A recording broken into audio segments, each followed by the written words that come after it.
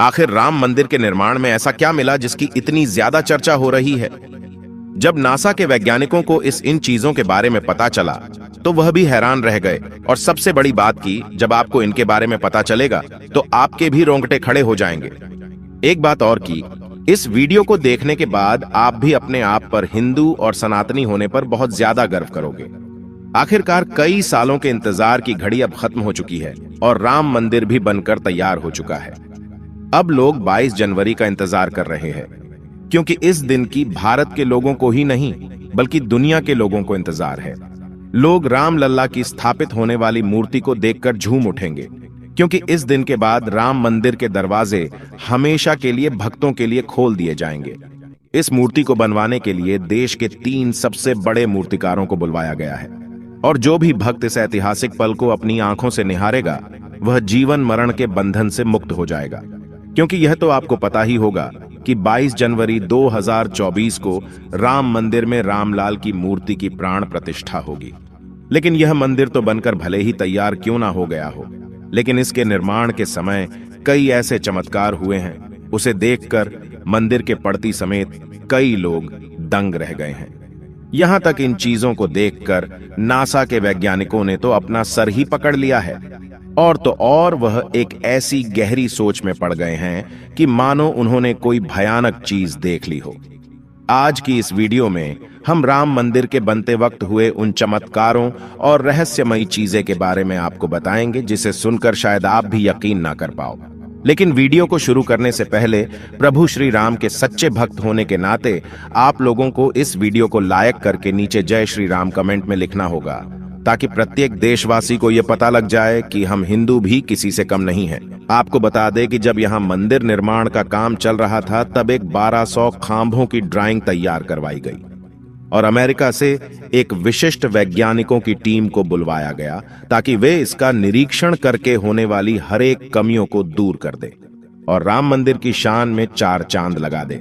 लेकिन जैसे ही राम मंदिर के निर्माण के वक्त वहां की धरती को खुद गया, तब उस धरती से एक ऐसी वस्तु निकली कि उसे BCC देखकर सभी के होश उड़ गए। और उसे चमत्कारी और दिव्या वस्तु ने न सिर्फ उन वैज्ञानिकों के होश उड़ाए बल्कि भारत सरकार को भी हिलाकर रख दिया, जिसके बाद तुरंत एक कमेटी बनाई गई और उसकी जांच के लिए लगा दी। लेकिन उसके बाद कुछ ऐसा हुआ कि वे सभी भी प्रभु श्री राम के भक्त बन गए। दरअसल यह बात है राम मंदिर के निर्माण के समय की, जब अमेरिका से थॉमस नाम के एक वैज्ञानिक भारत में राम मंदिर निर्माण कार्य के दौरे पर आए हुए थे। यहां आकर उन्होंने देखा कि राम मंदिर का निर्माण कार्य तो काफी चल रहा है, जिसके बाद उन्होंने अपना रूटीन काम फिर से करना शुरू कर दिया और अपना काम करना शुरू कर दिया। अपने काम करने के दौरान जैसे ही उनकी नजर मंदिर परिसर की तरफ गई तो उन्हें एक ऐसी जगह दिखाई जहां पर वहां धरती नरम पड़ी हुई थी।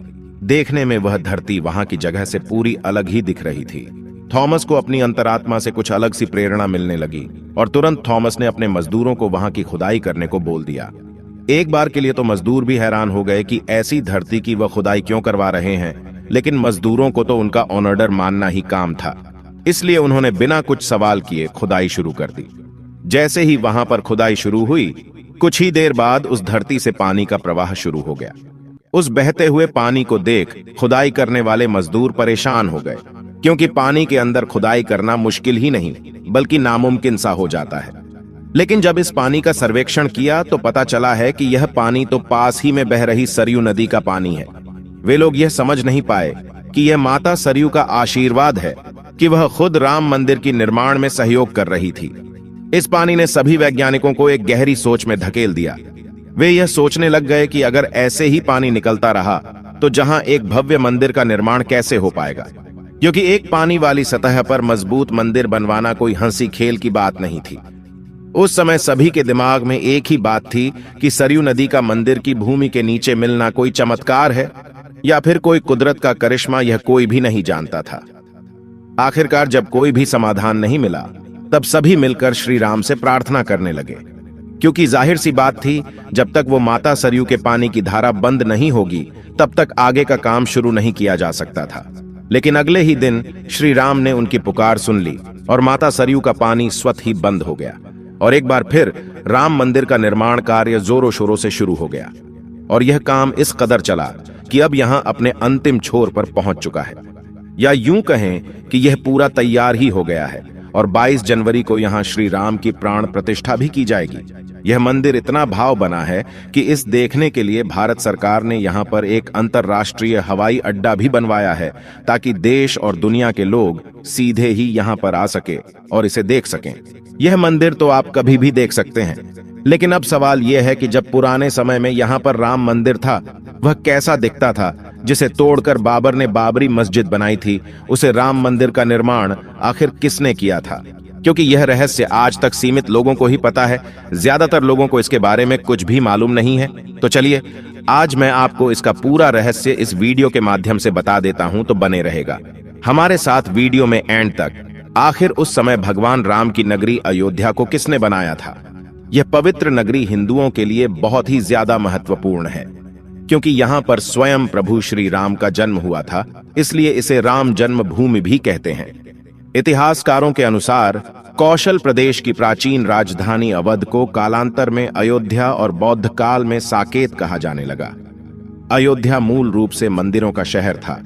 हालांकि यहां खुदाई के वक्त आज भी हिंदू, बौद्ध एवं जैन धर्म से जुड़े मंदिरों के अवशेष देखे गए, जिसमें खंभों से लेकर हिंदू आकृतियां बनी हुई थी।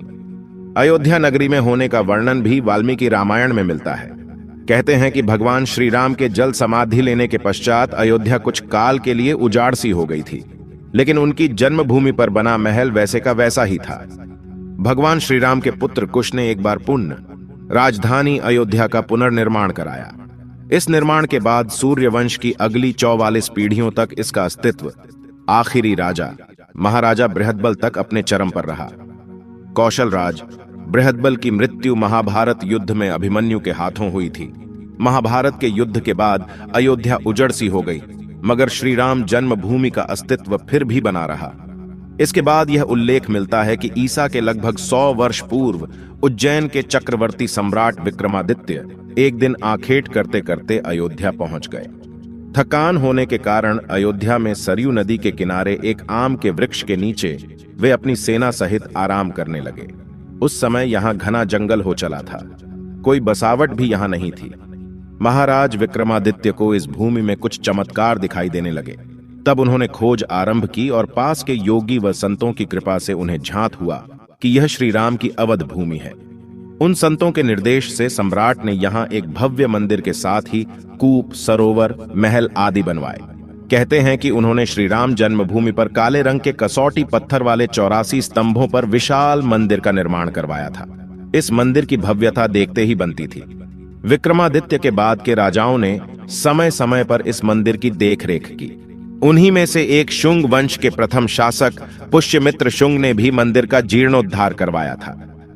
पुष्यमित्र का एक शिलालेख अयोध्या से प्राप्त हुआ था, जिसमें उसे सेनापति कहा गया है तथा उसके द्वारा 2 अश्वमेध यज्ञों के किए जाने का वर्णन है।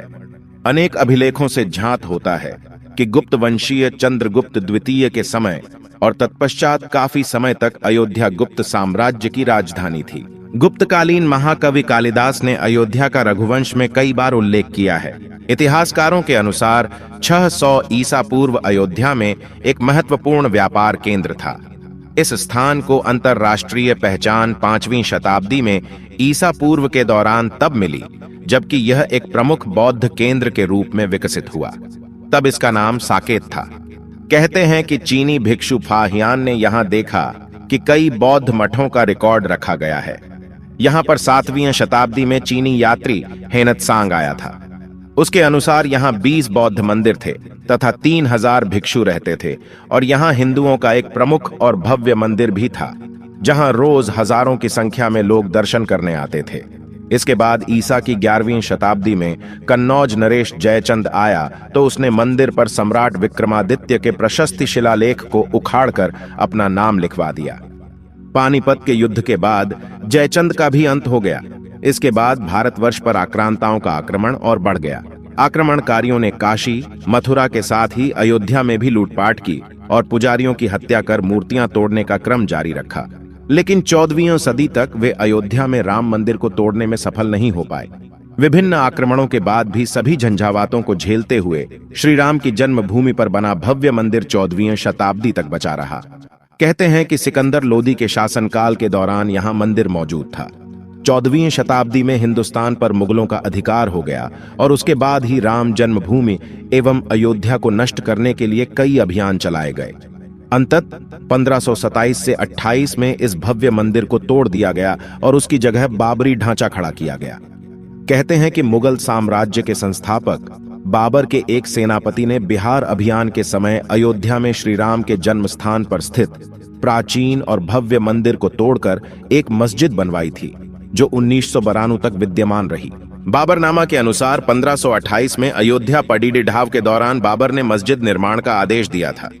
अयोध्या में बनाई गई मस्जिद में खुदे 2 संदेशों से इसका संकेत भी मिलता है। इसमें एक खास तौर से उल्लेखनीय है। इसका सार है, जन्नत तक जिसके न्याय के चर्चे हैं, ऐसे महान शासक बाबर के आदेश पर दयालु मीर बकी ने फरिश्तों की इस जगह को मुकम्मल रूप दिया। हालांकि यह भी कहा जाता है कि अकबर और जहांगीर के शासनकाल में हिंदुओं को यह भूमि एक चबूतरे के रूप से सौंप दी गई थी, लेकिन क्रूर शासक औरंगजेब ने अपने पूर्वज बाबर के सपने को पूरा करते हुए यहां भव्य मस्जिद का निर्माण कर उसका नाम बाबरी मस्जिद रख दिया था। लेकिन अंत में बाबरी मस्जिद का भी विध्वंस कर दिया गया और इस जमीन पर कई वर्षों तक कैसे चलता रहा और अंत में यह जमीन हिंदुओं को सौंप दी गई, जिस पर आज श्री रामलाल का भव्य मंदिर बनकर तैयार हो चुका है। और 22 जनवरी को यहां पर प्राण प्रतिष्ठा भी कर दी जाएगी, जिसकी तैयारी अब वैसे अगर आप में से कोई अयोध्या निवासी है तो हमें अयोध्या के बारे में कमेंट में जरूर बताना और ऐसी ही जानकारी को जानने के लिए चैनल को सब्सक्राइब करना मत भूलिएगा। धन्यवाद।